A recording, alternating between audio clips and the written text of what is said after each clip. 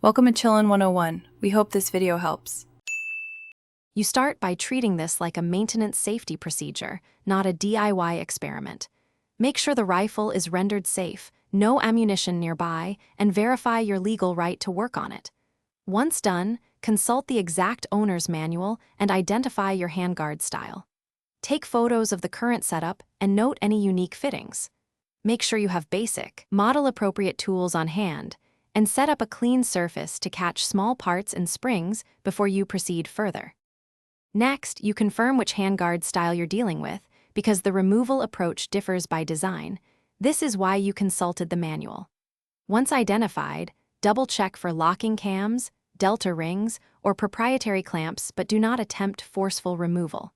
Prepare soft supports to protect the finish and use tool tips that won't mar surfaces. Take a sequence of photos as you gently access exposed fasteners, so you have a visual reference for reassembly, and to help a pro if you need assistance. To finish, you reverse the documented steps, using photos and the manual to restore fit and alignment. Do not guess at torque or orientation. Once reassembled, perform standard function checks with inert indicators only. Do not introduce live ammunition until you've confirmed secure fit and correct operation. If something binds, components don't seat, or you find spring tension inconsistent, stop immediately and seek a qualified armorer or gunsmith. That single troubleshooting step prevents damage and keeps you safe.